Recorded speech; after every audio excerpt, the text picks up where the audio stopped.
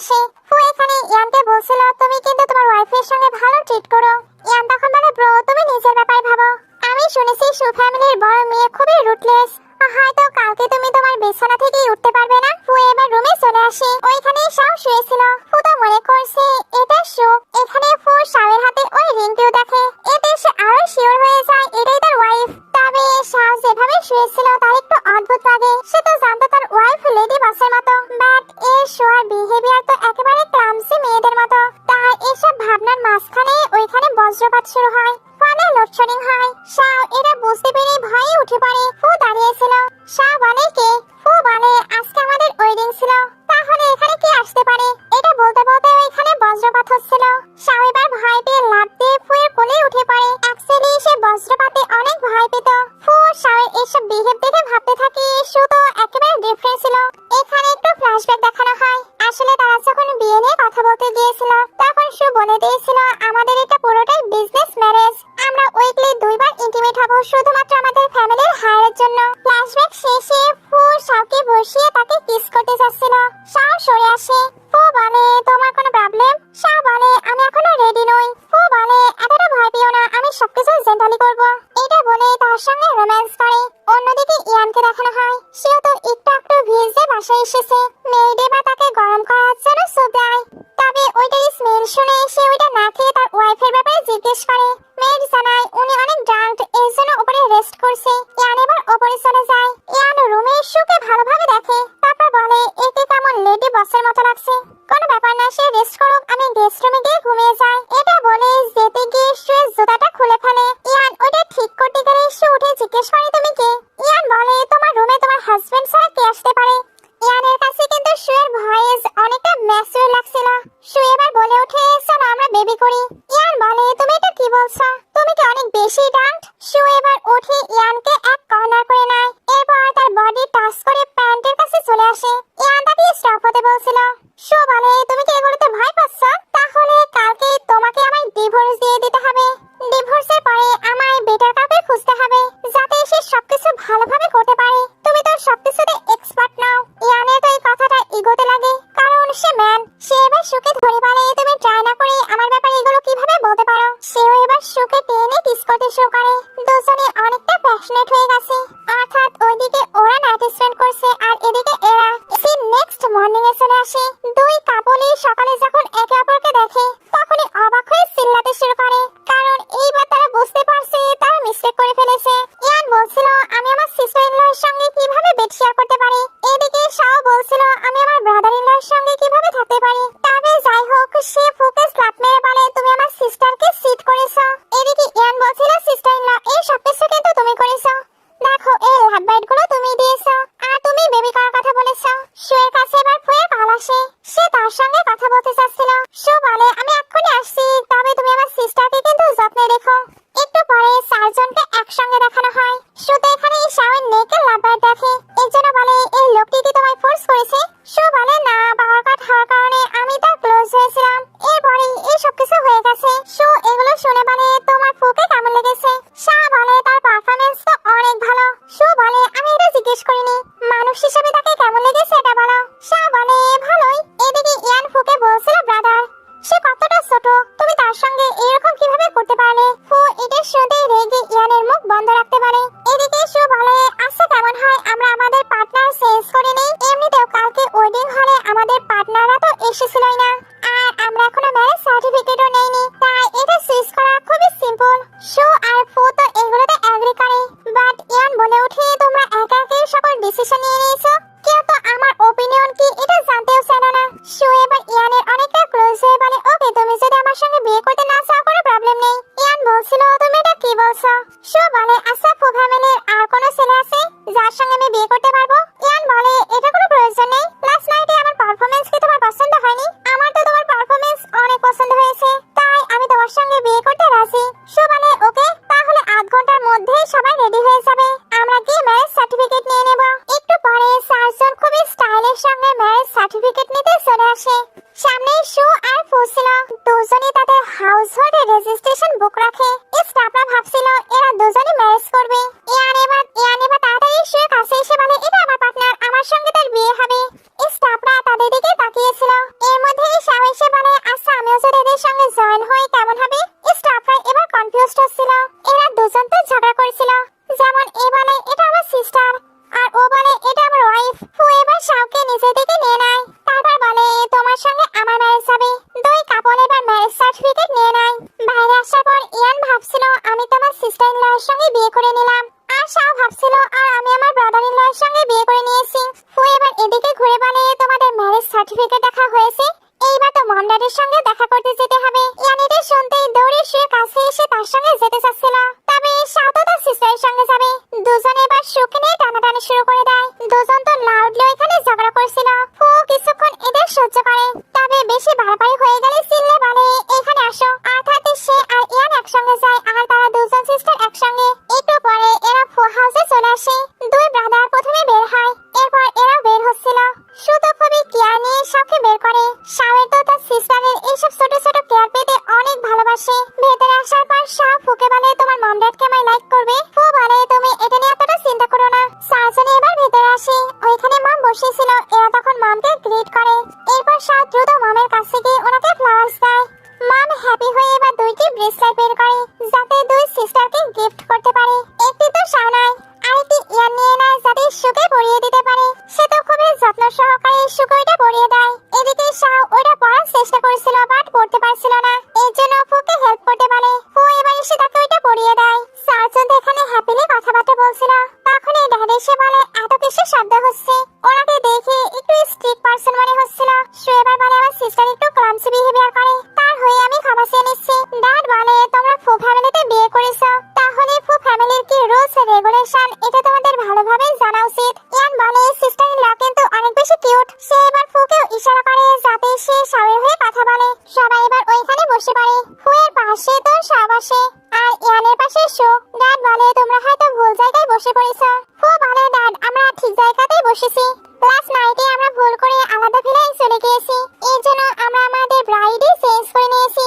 Dad এটা শুনতে রেগে যায় কারণ ওনার এটা একদমই পছন্দ হয়নি। উনি এবার ফুকে বলে তুমি এই ফ্যামিলির হায়ার, তোমার ওয়াইফ হিসেবে ওই ক্লামসি মেয়ে একদমই যোগ্য না। তোমাকে হায়ার হিসেবে অনেক রিচুয়াল পালন করতে হয়, তোমার সঙ্গে এসে ওই সবকিছু কিভাবে ফুলফিল করবে? তবে এরা তো অলরেডি বিয়ে করে নিয়েছে, এই জন্য ড্যাড অনেকগুলো টিচারকে এখানে ডেকে পাঠায়। এরা এবার শাওকে ফুয়ের ওয়াইফ হিসেবে ম্যাচিউর ভাবে তৈরি করবে। 3 মাসের মাঝে সে যদি সবকিছু শিখতে না পারে তাহলে তাকে ফু ফ্যামিলির ডটার ইন ল হিসেবে অ্যাকসেপ্ট করা হবে না।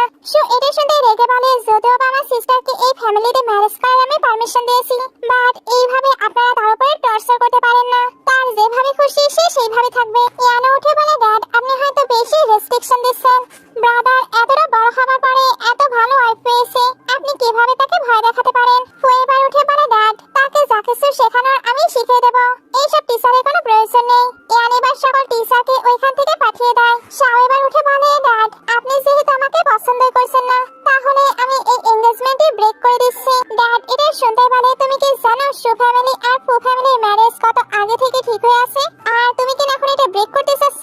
শাও তখন বলে ওকে তাহলে আমি ফুয়ের সঙ্গে ম্যারেজ করা বাদ দিয়ে ইয়ানের সঙ্গে করব, আমরা দুই সিস্টারই ওই ইয়ানের সঙ্গে থাকবো। ইয়ান ফুকে বলে ব্রাদার তোমার ওয়াইফকে সামলাও, আমি কিন্তু তাকে নিতে চাই না। ফু এবার শাওকে ক্লোজ করে নিয়ে বলে ড্যাড হয়তো সে একটু ক্লামসি, বাট তাকে আমি সবকিছু শিখিয়ে দেব, বাট আমাদের এনগেজমেন্ট একদমই ব্রেক হবে না। মম এবার ড্যাডকে বলে তারা ফার্স্ট টাইম এখানে আসলো, তুমি তাদেরকে ভয় দেখিও না। ড্যাড আবারও বলে আমি তোমায় 3 মাস টাইম দিলাম, এই 3 মাসের মাঝে তুমি তাকে প্রপারলি সবকিছু শিখিয়ে দেবে। এটা বলে উনি মামের দিকে তাকিয়ে মামকে নিয়ে চলে যায়। সে এবার শাওকে বলছিল তুমি ভয় পেও না, তুমি কি এই ম্যারেজটি ব্রেক করতে চাও? আমায় বলো আমি সবকিছুর ব্যবস্থা করে দেব। ইয়ান এবার উঠে বলে তুমি ডিভোর্সের কথা কেন বলছো? আমরা তো ফ্যামিলি, আমরা হ্যাপিলি সবকিছু সামলে নেব।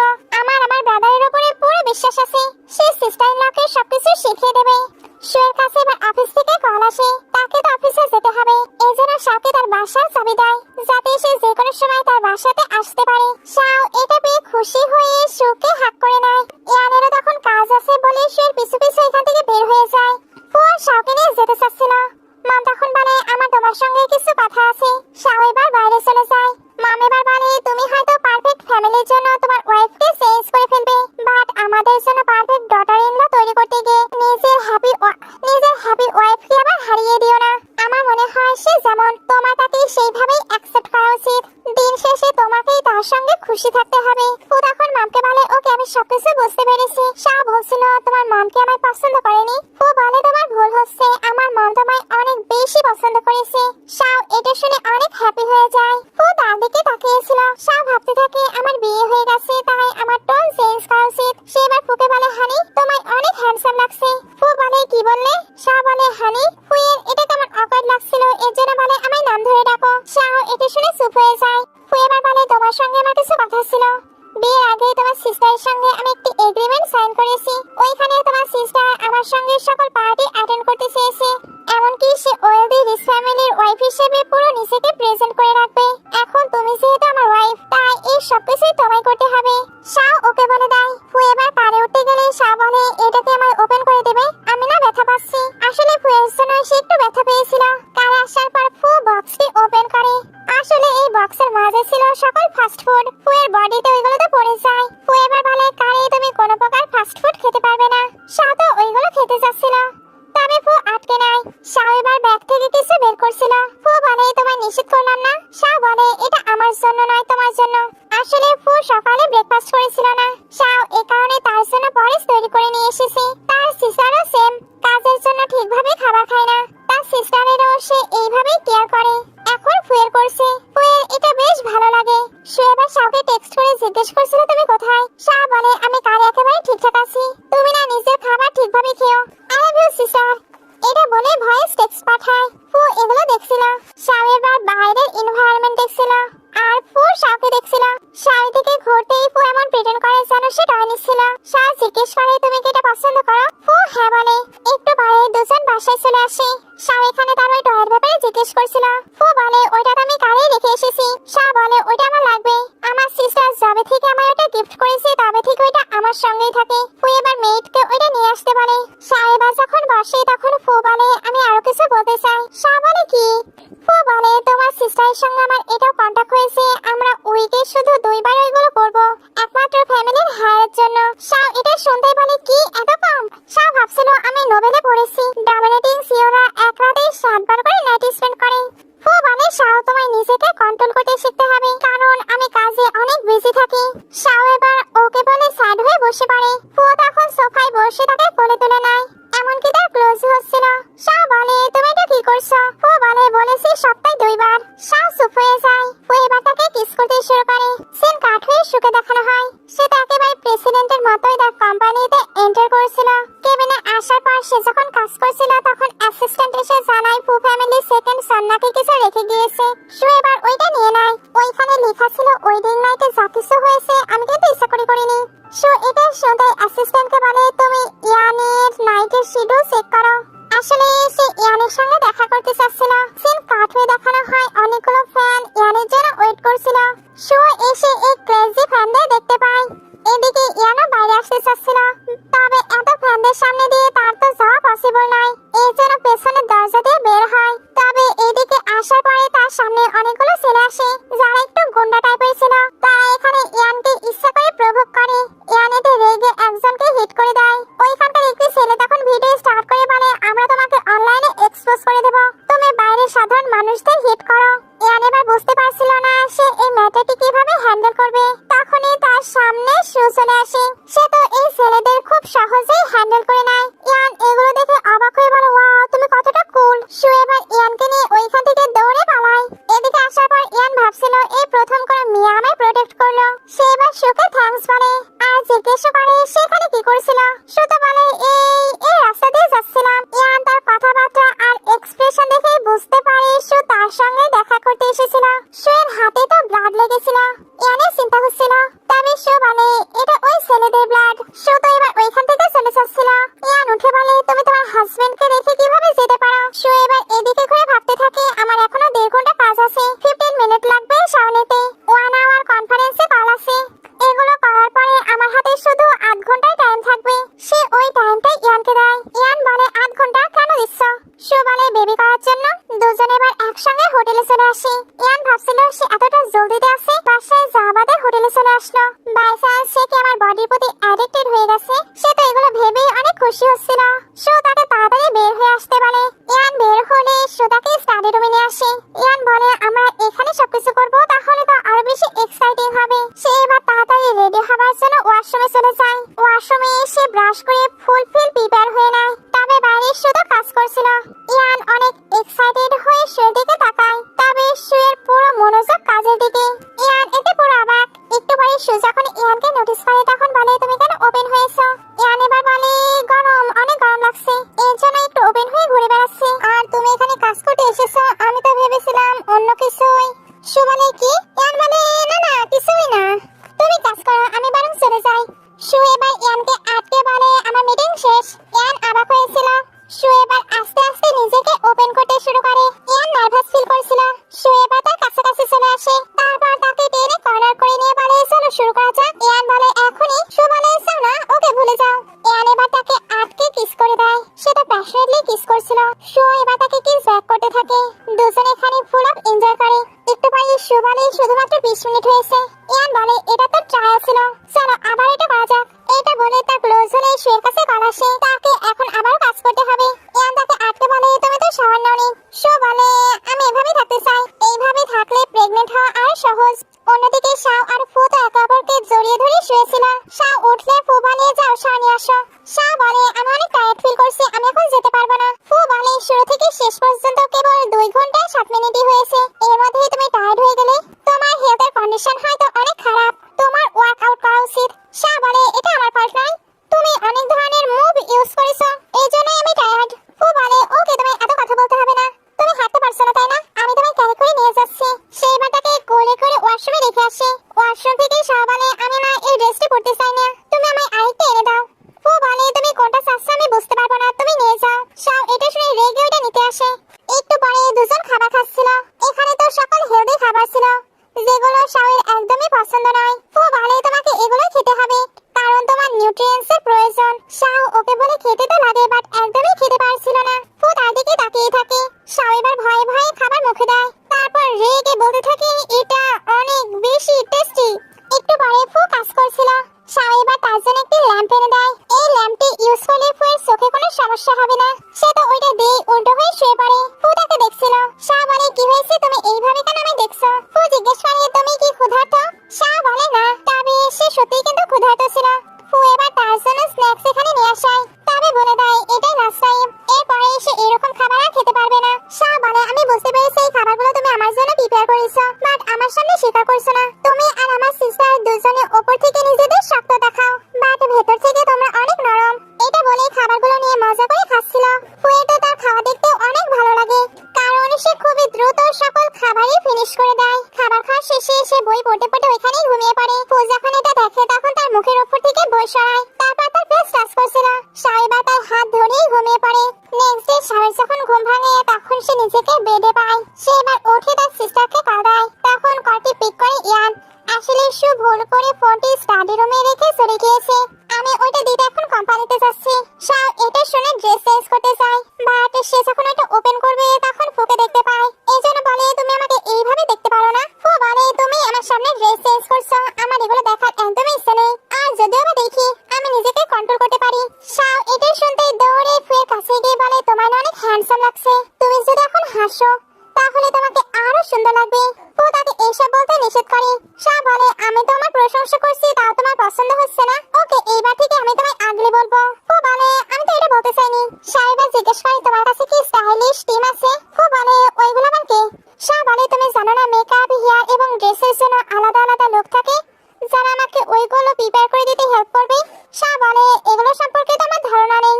শাও এবার ফুকে সবকিছু করে দিতে বলে। ফু ভিডিও দেখে হেয়ার স্টাইল এবং মেকআপ একেবারে প্রপারলি করে দেয়। শাও বলে, সত্যি তুমি আমার সিস্টারের মতো অ্যামাজিং, তোমরা যা দেখো সেটাই করতে পারো। ফু এবার বলে, আমি কিন্তু একবারই করছি, দ্বিতীয়বার আর করবো না। শাও এটা শুনে হেসে দেয়, কারণ তার সিস্টারও এটাই বলে, একবারই করছে আর করবো না, বাট বারবারই করে।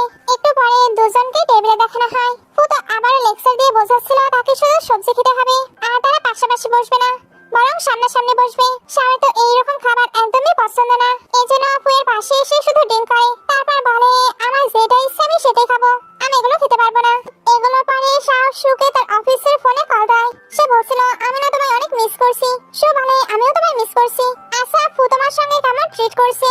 শাও বলে, মিস্টার ফু তো সবসময় আমার শুধু লেকচার দেয়, বলে এটা করো না, ওইটা করো না, সেটা করো না, শুধু এগুলোই বলে, এই খেও না, ওই খেও না, আমার পুরো মাথায় খারাপ হয়ে যায়। সো বলে তোমার যেভাবে ভালো লাগবে সেভাবেই থাকবে, আর সে যদি তোমায় গুলি করার চেষ্টা করে আমায় বলবে, আমি ওইখান থেকে তোমায় নিয়ে চলে আসবো। শাহ বলে ওকে সিস্টার, আমি বুঝতে পেরেছি, আমার সিস্টার তো বেস্ট। শুয়ের কোম্পানিতেই এইবার ইয়ানকে দেখানো হয়। সবাই তাদের নিজেদের আইডলকে দেখে তো অনেক খুশি হচ্ছিল। একটি মেয়ে তো তাকে দেখে সেন্সলেস হয়ে পড়ে যায়। এদিকে শাহ বলছিল সিস্টার ইয়ানকে তোমায় গুলি করছে, যদি সে তোমায় গুলি করে আমি তাকে মেরে তক্তা বানিয়ে দেব।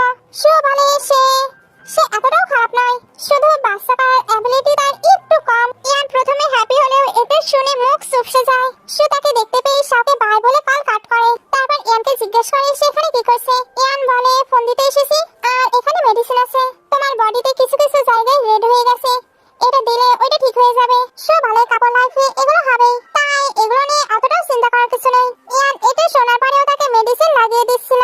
সে কাজই করে যাচ্ছিল। ইয়ান চাচ্ছিল সে তাকে দেখুক, তবে মেডিসিন লাগানো হলে সে বলে আর কিছু করার আছে, না থাকলে যেতে পারো। ইয়ান বলে তোমার কাজ কখন শেষ হবে। সে বলে 8টায়। কেন? ইয়ান বলে 8টার পরে তাহলে আমি হোটেলে তোমার জন্য ওয়েট করব। সে বলে কেন? ইয়ানের তখন একটু আগের কথা মনে পড়ে। সে কাছে তো তার অ্যাবিলিটি কম মনে হচ্ছিল, সে এই কারণে নিজেকে প্রুভ করতে চাচ্ছিল। সে বলে এগুলোর প্রয়োজন নেই, সপ্তাহে শুধু 2বার হবে। অলরেডি আমাদের এই সপ্তাহে 2বার হয়ে গেছে, তাই নেক্সট উইকে আমরা আবার এগুলো ট্রাই করব। ইয়ান বলে লাস্ট টাইমে ওটা তো অ্যাক্সিডেন্ট ছিল। সো এবার তার অ্যাসিস্ট্যান্টকে ডেকে ইয়ানকে বের করে দিতে বলে। অ্যাসিস্ট্যান্ট যেতে বলে। ইয়ান এখনো বলে যাচ্ছিল লাস্ট টাইমে সত্যি অ্যাক্সিডেন্টে ওটা হয়ে গেছে। সে নির্দেশে অ্যাসিস্ট্যান্ট এবার তাকে বের করে দেয়। ইয়ান ভাবছিল আমি সুপারস্টার, আর তুমি আমায় একদমই ভালো দিচ্ছ না। সে তো তার এইসব কথাবার্তা শুনে হাসি পায়। বাইরে আসার পর ইয়ান ভাবছিল আমি ফু ইয়ান, আমার মিলিয়ন মিলিয়ন ফ্যান ফলোয়ার্স আছে, আর ওই লেডি বসকে আমায় পাত্তাই দিচ্ছে না। আমার এই 22 বছর বয়সে এই প্রথম কোনো মেয়ে তার অফিস থেকে আমায় এইভাবে বের করে দিল, তাও আবার এটার জন্য কারণ আমি তার সঙ্গে ভালোভাবে সবকিছু করতে পারিনি। এটা সত্যি আমার জন্য ইমপ্রেসিং। তার কাছে এবার শাহের কল আসে। ইয়ান বলে তুমি আমায় কল দিয়েছো, আমার ব্রাদার কি তোমায় গুলি করছে।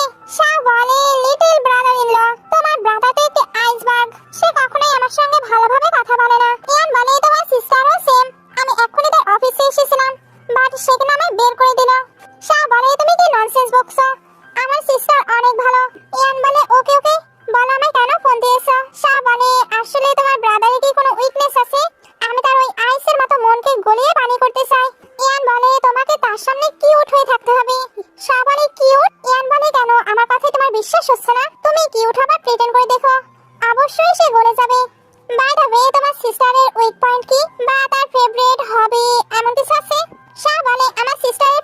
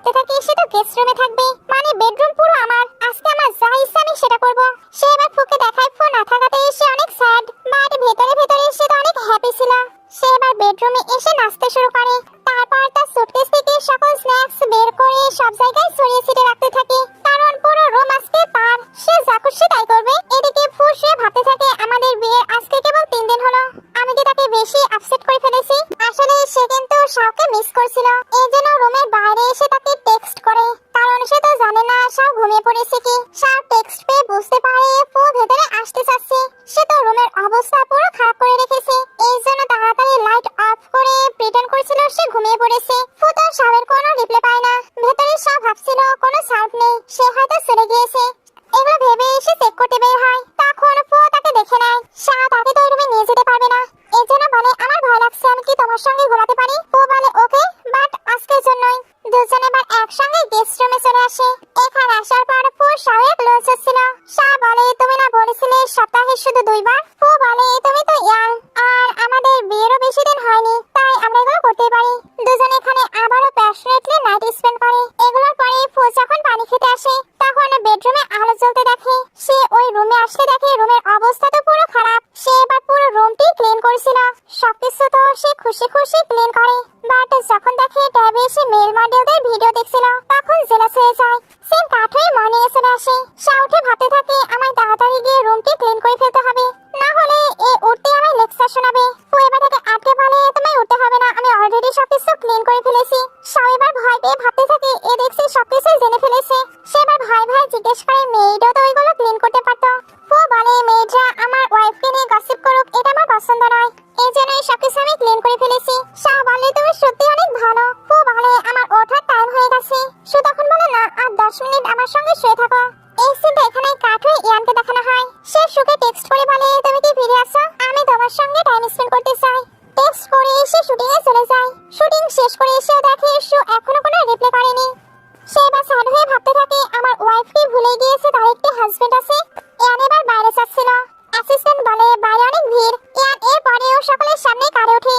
সবাই জিজ্ঞেস করছিল ইয়ান কি কাউকে ডেট করছে। ইয়ান বলে কাউকে তো ডেট করছি না, বাট একজনের সঙ্গে বিয়ে করে নিয়েছি। সে তো ওয়েডিং রিংও সবাইকে দেখায়। এই নিউজটি এবার পুরো ট্রেন্ডিং এ চলে আসে, এর জন্য শো এটা দেখে নেয়। একটু পরে সে যখন ইয়ানের সঙ্গে দেখা করতে আসে তখন দেখে ইয়ান জায়গাটা খুব সুন্দরভাবে ডেকোরেট করেছে। সে এবার জিজ্ঞেস করে তুমি আমাদের রিলেশন কেন পাবলিক করেছো?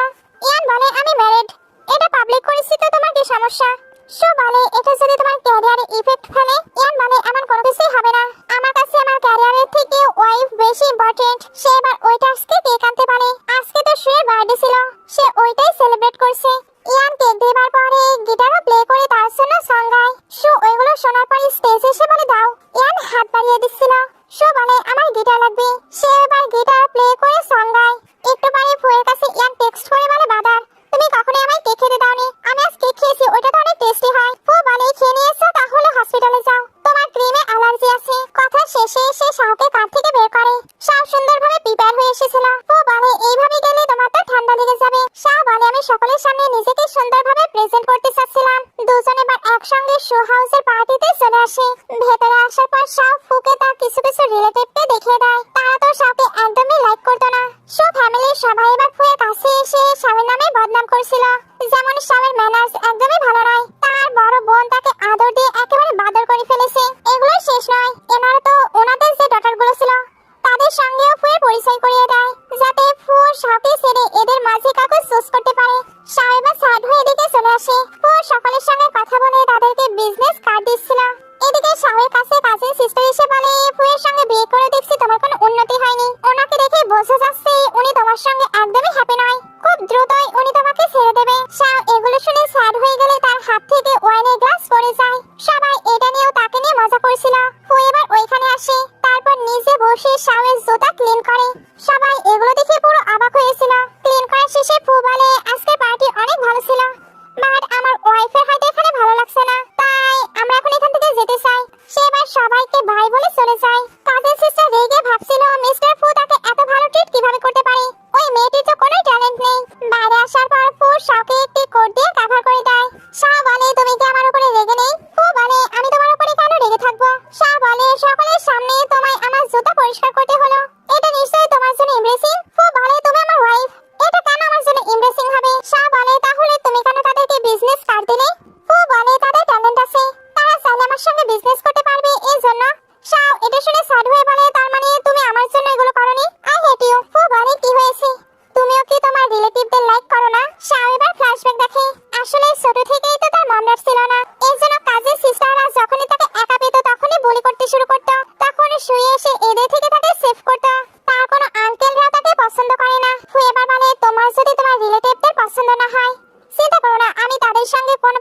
ফিটনেস করব না, কারণ আমার কাছে তুমি বেশি ইম্পর্টেন্ট। শাও এটা শুনে খুশি হয়ে বলে আমি তোমায় হেট করি না। সে তো এখানে তাকে ডাইরেক্টলি হাগও করে। এগুলোর পরে এসে সুকে টেক্সট করে বলে পার্টি খুবই ভালো গিয়েছে, এখানে সবকিছু আমি আর ফু মিলে সামলে নিয়েছি। এদিকে সুকে দেখানো হয় সে জানতে পারে ইয়ান নাকি হসপিটালে আছে। সে এবার ইয়ানকে দেখতে হসপিটালে আসে। ইয়ান তো এখানে ক্যাজুয়াল ড্রেস পরে বসেছিল। সু জিজ্ঞেস করে তোমার কি অবস্থা? ইয়ান বলে 2-3 দিনের মাঝে ঠিক হয়ে যাবে, আমার জাস্ট ক্রিমে একটু অ্যালার্জি হয়েছে। সু এটা শুনে ওকে বলে চলে যায়। ইয়ান বলে সে কে বলে আসলো আবার চলেও গেল, আমি তার হাজবেন্ড, তার তো কেয়ার করা উচিত। তখনই সু হসপিটালের ড্রেস নিয়ে আসে। ইয়ানের ইচ্ছে না থাকলেও চেঞ্জ করতে যাচ্ছিল।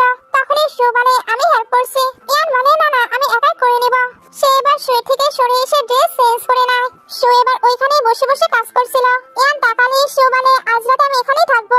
ইয়ান এটা শুনে খুশি হয়ে ভাবছিল আমার ওয়াইফ দেখছি আমায় নিয়ে অনেক চিন্তা করে, এর জন্যই তো আমার কেয়ার করতে এখানে চলে এসেছে। নেক্সট ডে ইয়ান উঠে দেখে সু পরেস খাচ্ছে। সে উঠে বসলে সু বলে তুমিও খাও। ইয়ান এবার ভাবছিল ও নো আমার মাস্ক কোথায়। সে আমার এই আগলি ফেস দেখে নিল। সু এবার বলে আমি তোমার ওয়াইফ, তোমার ভালো ফেস খারাপ ফেস সবকিছু আমার দেখার অধিকার আছে। এমনিতেও তোমার ফেস শেপ অনেক ভালো, এখানে একটু একটু অ্যালার্জি থাকলে কোনো প্রবলেম নেই। এটা বলে ইয়ানকে খাইয়ে দিচ্ছিল। ইয়ানের তো শুয়ের এসব কেয়ার অনেক ভালো লাগে। সে এবার হঠাৎই সুকে কিস করে বলে চলো স্টার্ট করা যাক। সু বলে পাগল, তুমি নিজের হেলথের কেয়ার করে এখন রেস্ট নাও। এটা বলে ওইখান থেকে চলে যায়। নেক্সট ডে ইয়ান উঠে একটি নোট পায়। সু এসে তার জন্য এটা রেখে গিয়েছিল, এমনকি তার জন্য একটি টয়েসও রেখে গিয়েছিল, কারণ সু এখনো তাকে বাচ্চা মনে করে। ইয়ানের তো এটা শুনে রাগ হয়। সে এবার তাড়াতাড়ি শাওকে কল দিয়ে বলে সত্যি সত্যি বলো তোমার সিস্টার কি লাইক করে। আচ্ছা আমি কি রিচ হ্যান্ডসাম ট্যালেন্টেড নয়? সে কেন আমায় পাত্তা দিচ্ছে না? শাও এবার বলে আমার সিস্টার কিন্তু বক্সিং অনেক লাইক করে, তুমি যদি তাকে পার্সিউ করতে চাও তাহলে ওইখানে গিয়ে তাকে ইমপ্রেস করার ট্রাই করতে পারো। ইয়ান এবার কল কাট করে ভাবতে থাকে আমার ওয়াইফ দেখছি নিজে নিজেকে প্রোটেক্ট করতে পছন্দ করে, এইবার আমায় তাকে প্রোটেক্ট করতে হবে, তাহলে সে ইমপ্রেসড হয়ে যাবে। একটু পরে দেখানো হয় সু বক্সিং করছে। সে তো এগুলোতে সত্যি পারদর্শী। ওইখানে এবার ইয়ান মাস্ক পরে নিজেকে পুরো কভার করে চলে আসে। শুয়ের সামনে সে প্রিটেন্ড করছিল সে তার থেকেও ভালো প্লে করবে, বাট মধ্য কথা হলো সে এখানে শুয়ের কাছে অনেক অনেক মার খায়। মার খাওয়ার শেষে সে যখন নিজের মাস্ক সরায় তখন সু বলে তুমি এখানে কি করছো? তোমার তো অ্যালার্জি এখনো পুরোপুরি ঠিক হয়নি, আর এখন দেখছি তোমার ফিজিক্যাল ফিটনেসও ভালো নয়। এটা বলেই তাকে ইগনোর করে চলে যায়। ইয়ান এবার ভাবছিল আমি এখনো ইয়াং, বাট আমার ওয়াইফের সঙ্গে আমি বেড়ে উঠছি না, তার সামনে আমার আবারও ফেস লস হয়ে গেল। একটু পরে সু ইয়ানকে স্যাড অবস্থায় দেখে। ইয়ান তো হ্যাকিং করতে এসেছিল, এখানে সবাই তাকে নিয়ে মজা করছিল, কারণ ভাবছিল এর আসলে অ্যাবিলিটি নেই, বাট সে তো খুবই দ্রুত এটা কমপ্লিট করে ফেলে। সু এটা দেখে অবাক হয়। সে এবার ইয়ানের কাছে এসে বলে আমাকেও কি এটা শিখিয়ে দেবে? ইয়ান এবার ভাবছিল শাও তো বলেছিল সু এগুলো লাইক করে না, বাট সে যেহেতু নিজে থেকে এটা করতে চাচ্ছে এই জন্য সে সুকে সবকিছু শিখিয়ে দেয়। দুজন এগুলো করার সময় সু পড়ে যাচ্ছিল। ইয়ান তখন তাকে তাড়াতাড়ি করে ধরে নেয়। এখানে দুজন অনেকটা ক্লোজ চলে এসেছে। ইয়ানের সুকে কিস করতে ইচ্ছা হচ্ছিল, বাট ভয় করতে পারে না। সু এবার নিজে ইয়ানকে ধরে কিস করে দেয়। এখানে দুজন অনেকটা প্যাশনেট হয়ে গেছে। সু বলে আমাদের ট্রাই করা উচিত। ইয়ান বলে এখানে। সু বলে না কারে। একটু পরে আমাদের কারের সিন দেখানো হয়। দুজন এখানে ফুল অফ এনজয় করে। ইয়ান শাওকে কিছু মানি সেন্ড করে, কারণ তার দেওয়া ইনফরমেশন ফলো করে সে শুয়ের অনেকটা ক্লোজ হতে পেরেছে। শাও এই সবকিছু শুনে হ্যাপি হচ্ছিল, কারণ সে তো চায় তার সিস্টার অনেক হ্যাপি থাকুক। সেও কিন্তু এখানে একটি বই পড়ছিল যেখানে সে তার হাজবেন্ডকে কিভাবে ইমপ্রেস করবে, তার আরো কাছাকাছি যাবে, এগুলো নিয়ে লেখা ছিল। এগুলো পড়ার পরে সে বাইরে আসে। ফু বাইরে রান্না করছিল, কারণ আজকে মেয়েড আসেনি। ফু এখানে শাওকে জিজ্ঞেস করে তুমি আর কিছু খাবে? আমি ওইটা তৈরি করে দিচ্ছি। শাও এবার একটি স্ন্যাক্স নুডলস এনে বলে তুমি কি আমায় এটা তৈরি করে দিবে? ফু বলে এটা কি কোনো খাবার জিনিস? শাও বলে হ্যাঁ, আর এটা অনেক বেশি টেস্টি। সে এবার অনেক রিকোয়েস্ট করে ফুয়ের থেকে ওইটা কুক করে নেয়। কুক হয়ে যাবার পর শাও একাই খাচ্ছিল আর ফুকে ধরে থাকতে বলছিল, কারণ এটা স্মেল সে তো লাইক করে না। ফু এবার বলে আমিও ট্রাই করতে চাই। শাও এবার তাকে একটু খাইয়ে দেয়। ফুয়ের তো এটা জঘন্য লাগে, তবে এটা তো বলতে পারবে না, এজন্য বলে হ্যাঁ হ্যাঁ অনেক টেস্টি, তুমি খাও। শাও বলে তাই তাহলে আরো খেতে পারো। ফু বলে না না তুমি খাও। শাও তাকে বারবার এটা দিচ্ছিল, ফু সরিয়ে দিচ্ছিল।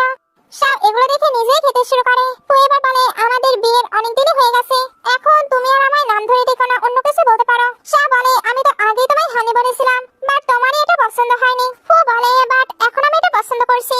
শাও এটা শুনে খুশি হয়ে বলে হানি তুমি যদি এইভাবেই আমার সঙ্গে ট্রিট করো তাহলে আমি সারা জীবন তোমাকে এইরকমই লাইক করব। ফু বলে তুমি বললে তুমি আমায় লাইক করো, এটা কি সত্য? শাও বলে হ্যাঁ আমি তোমায় অনেক লাইক করি। ফু বলে তোমার কি মনে আছে তোমায় ফু ফ্যামিলির রুলস রেগুলেশন শিখতে হবে? শাও বলে হ্যাঁ আমার মনে আছে। আচ্ছা তুমি এটা বলো তুমি কি আমায় লাইক করো? ফু তখন বলে হ্যাঁ আমিও তোমায় লাইক করি। একটু পরে শাও যখন রুমে ছিল তখন ফ্রেন্ড টেক্সট করে বলে আজকে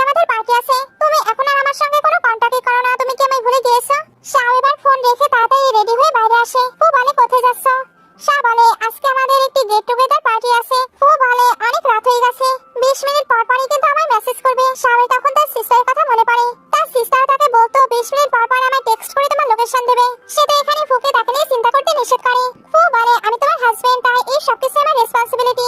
একটু পরে শাও পার্টিতে আসলে ফ্রেন্ড বলে তুমি সত্যিই হয়তো আমায় ভুলে গিয়েছো, কেন তুমি আমায় রিপ্লাই করো না? সত্যি সত্যি বলো তুমি কি কাউকে ডেট করছো? শাও এবার দেখিয়ে দেয় সে অলরেডি ম্যারেজ করে নিয়েছে। শাওয়ের কাছে এবার একটি ছেলে এসে তার সঙ্গে ওই সাইটে অ্যাড হতে চাচ্ছিল, তবে শাও তখন স্টেঞ্জারের সঙ্গে অ্যাড হবে না। ফু কিন্তু অলরেডি শাওয়ের সঙ্গে দুইটি বডিগার্ডকে পাঠিয়েছিল। এরা এবার এখানকার ফটো ক্লিক করে ফুকে পাঠিয়ে দেয়। ফু ভাবছিল ওই ছেলেটি আমার ওয়াইফকে পার্সিউ করার ট্রাই করছে। সে এবার জেলাস হয়ে এখানে আসার জন্য বের হয়। পার্টির ভেতরে শাও যখন ওয়াশরুম থেকে বের হয় তখন দুটি ছেলে তার সামনে এসে ডিস্টার্ব দেওয়ার ট্রাই করছিল।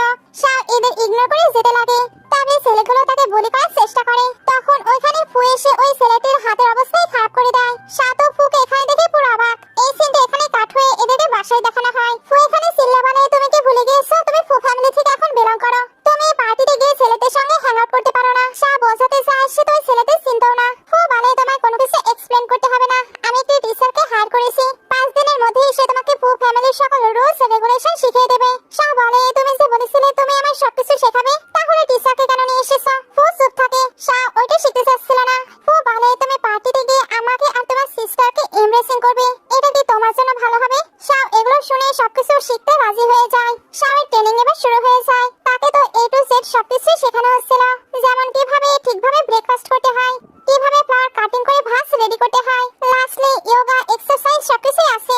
শাও তো এত হার্ড ওয়ার্ক করে টায়ার্ড হয়ে শুয়ে পড়ে। ফু এবার এসে তাকে এইভাবে দেখে নেয়। টিচার বলে উনি একটু ঘুমিয়ে পড়েছে।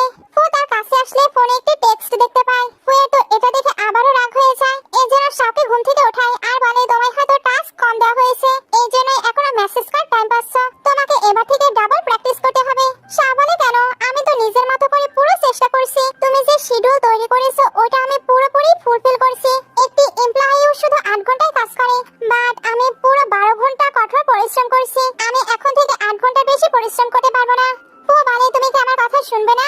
শাও স্ন্যাক্স খেতে খেতে বলে একদম না। ফু বলে তুমি যদি ফু ফ্যামিলির সকল নিয়ম না শিখো তাহলে আমি আমার মম ড্যাডকে কি এক্সপ্লেইন করব? তুমি প্রমিস করেছিলে তুমি সবকিছু শিখবে। টিচার বলে ম্যাডাম আপনার সবকিছু শেখা উচিত, কিছুদিন পরে হয়তো আপনাদের বেবিও হবে, তখন এগুলো শেখার আপনি আর সময় পাবেন না, আপনার এখনই নিজের রেসপন্সিবিলিটি বুঝে নেওয়া উচিত। শাও এবার কান্না করতে করতে বলে ওই ফু নিজেকে কি মনে করছে? সে কি আমাকে ওয়াইফের মতো কখনো ট্রিট করেছে? আমাকে এখন ফু ফ্যামিলি স্ট্যাটাস পাওয়ার জন্য নিজের সবকিছু বিসর্জন দিতে হবে? ফু এবার টিচারকে ওইখান থেকে পাঠিয়ে দেয়। তারপর শাওয়ের কাছে গিয়ে বলে তুমি আমার ওয়াইফ, তোমার কাঁধে অনেক দায়িত্ব, তুমি এই দায়িত্বগুলোকে অ্যাভয়েড করতে পারো না। তুমি তো বলেছিলে তুমি আমায় লাইক করো, তাহলে আমার জন্য এতটুকু কেন করতে পারছো না?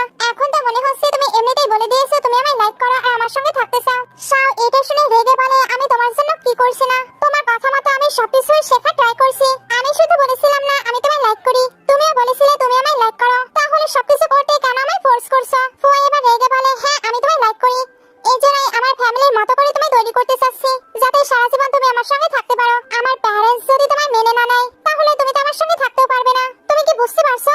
শাও বলে আমি কোনো কিছু বুঝতে চাই না, আর আমার ওনাদের অ্যাপ্রুভালের কোনো প্রয়োজনও নেই, এমনিতেও আমি প্রথম থেকেই ফু ফ্যামিলির ডটার ইন ল হতে চাচ্ছিলাম না, এখানে এসেছি শুধুমাত্র আমার সিস্টারের জন্য। সে এবার ফুকে বলে আমি আর তোমাকে লাইক করি না, আমি তোমার সঙ্গে থাকতেও চাই না, আমার আজকেই তোমার থেকে ডিভোর্স লাগবে। এটা বলে এসে চলে যেতে লাগে। ফু তখন তাকে আটকে কিস করে দেয়। শাও এখনো বলে যাচ্ছিল আমি তোমায় হেট করি, আমি তোমায় লাইক করি না। ফু এরপরেও তার সঙ্গে ফোর্সফুলি এসে তো তার লিপে বাইট করে দেয়। ফু এতে রেগে শাওকে রুমে নিয়ে আসে আর বলে তুমি কিভাবে ডিভোর্সের কথা বলতে পারো? এটা শুধুমাত্র একটি ম্যারেজ নয়, বিজনেস ম্যারেজ, এখানে দুই ফ্যামিলিরই অনেক প্রফিট জড়িত আছে।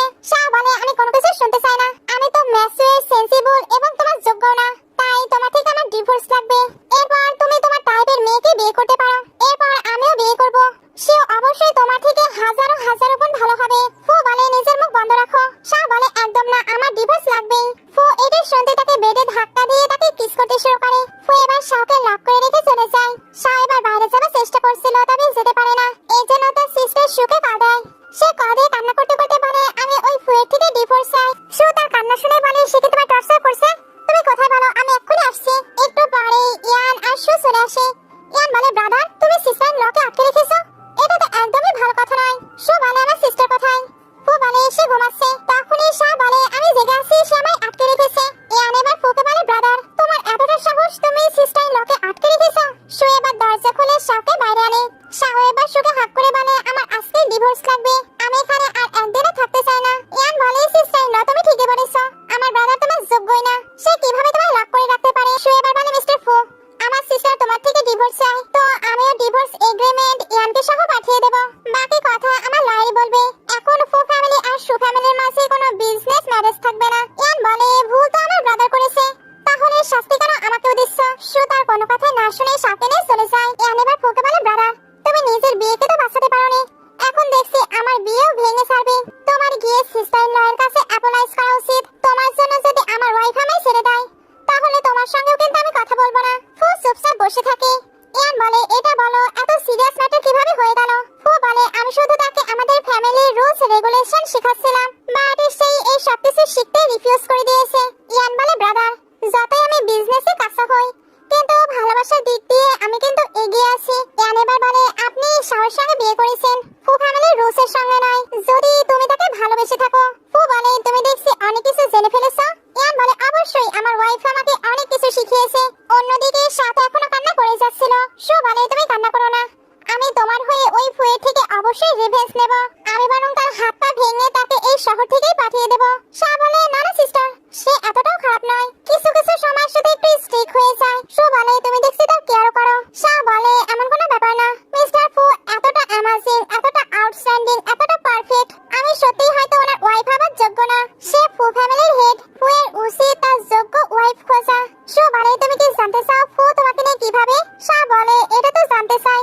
তখনই একজন এসে বলে বাইরে মিস্টার ফু ওয়েট করছে, প্রায় 3 ঘন্টা হলো, এত বৃষ্টির মাঝে এইভাবে দাঁড়িয়ে থাকলে ওনার তো অসুখ হয়ে যাবে। সু এবার তাদেরকে ভেতরে আসে পারমিশন দেয়। সা তখন রুমে চলে যায়। এরা ভেতরে আসতেই ইয়ান তার ওয়াইফকে বলে জানি আমার ব্রাদার ভুল করেছে, বাট আমি কি করেছি তুমি কেন আমায় ছেড়ে দিতে চাচ্ছ? আমি না ব্রাদারকে ভালোভাবে বুঝিয়ে দিয়েছি সে আর সিস্টার ইন লয়ের সঙ্গে একদমই খারাপ ট্রিট করবে না। ফু বলে হ্যাঁ আমি মেনে নিচ্ছি আমি ভুল করেছি। সু বলে মানতেই তো হবে, সত্যিই ভুল তুমি করেছো, আমার সিস্টারের কোনো ভুল নেই। এই সবকিছুই কিন্তু শাও শুনছিল। সু এবার ফুকে জিজ্ঞেস করে তুমি আমার সিস্টারকে কিভাবে অ্যাকসেপ্ট করবে? সে যেমন তেমন ভাবে না ফু ফ্যামিলির যোগ্য ওয়াইফ হিসেবে? ফু বলে শাও যেমন আমি তাকে ওইভাবেই অ্যাকসেপ্ট করব। সু বলে ছোট থেকে আমার সিস্টারকে আমি পুরো ফ্রিডম দিয়েছি, তার যেভাবে খুশি সেইভাবেই সে সবকিছু করেছে। তোমার কি মনে হয় তুমি তাকে এইভাবে অ্যাকসেপ্ট করতে পারবে? যদি তার সবকিছু মেনে নিয়ে তুমি তাকে অ্যাকসেপ্ট করতে না পারো তাহলে এখনই ছেড়ে দাও। ফু বলে আমি প্রমিস করছি আমি লাইফ টাইম তাকে প্রোটেক্ট করব, সে যেভাবে খুশি সেইভাবেই থাকতে পারে। সু তখন বলে ওকে আমি তোমার লাস্ট চান্স দিচ্ছি। ফু এবার তার ওয়াইফের সঙ্গে দেখা করতে যায়। শাহ যখনই বুঝতে পারে ফু আসছে তখন ঘুমানোর প্রিটেন্ড করে। ফু এসে বলে আমি তোমার জন্য ওয়েট করছি, তুমি কি আমার সঙ্গে বাসায় যাবে? বাইরে অনেক ঠান্ডা পড়ছে, তোমার নিজের যত্ন নেওয়া উচিত। শাহ বলে আমি কিন্তু তোমার উপরে রেগে আছি। ফু বলে তুমি প্লিজ আমায় ক্ষমা করে দাও, আমি তোমার জন্য অনেকগুলো গিফট প্রিপেয়ার করেছি। শাহ গিফটের কথা শুনে তাড়াতাড়ি উঠে বসে, তারপর বলে হ্যাঁ হয়তো আমি রেগে আছি, তবে এই গিফটগুলো আমি দেখতে চাই। ফু এটা শুনে খুশি হয়ে তাকে বাসায় নিয়ে যায়। বাইরে আসার পর সু বলে এটাই কিন্তু লাস্ট চান্স, এরপর তুমি যদি আমার সিস্টারকে কাঁদাও তাহলে আমার সিস্টারকে আর যেতে দেব না। ফু তখন ওকে বলে শাওকে নিয়ে বাসায় আসে। এখানে শাওয়ের জন্য অনেক অনেক গিফট ছিল, আসলে সামনে শাওয়ের বার্থডে। ফু এই কারণে তার জন্য অগ্রিম গিফট প্রিপেয়ার করেছে। শাও গিফটগুলো দেখে তো অনেক খুশি হয়, তবে ফুকে বলে আমি কিন্তু এখনো তোমায় ক্ষমা করিনি। ফু জিজ্ঞেস করে কি করলে তুমি আমায় ক্ষমা করবে? শাও বলে এটা তো তোমার পারফরম্যান্সের উপরে ডিপেন্ড করছে, যতদিন না আমি স্যাটিসফাইড হচ্ছি ততদিন আমরা আলাদা আলাদা ঘুমাবো। ফু বলে ওকে আমি আমার ওয়াইফের সকল কথা শুনবো। সিন কাট হয়ে ওল্ড হাউস দেখানো হয়। আজকে ফু ফ্যামিলিতে টি সার্ভ করতে হবে। শাও তো এখনো এটা প্রপারলি শিখতে পারেনি। ড্যাড এতে প্রচন্ড রেগে যায়, তবে ফু বলে ড্যাড আমার ওয়াইফ যেমন সে সেভাবেই থাকবে, তাকে এই ফ্যামিলিতে থাকার জন্য নতুন ভাবে কোনো কিছু শিখতে হবে না। আমার এইসব কথা শুনে আপনার যদি মনে হয় আমি ফু ফ্যামিলির হেড হবার যোগ্য না তাহলে এই পজিশন থেকে আমায় সরিয়ে দিতে পারেন, আমার কোনো আফসোস নেই। ড্যাডের এটা শুনে তো অনেক রাগ হচ্ছিল।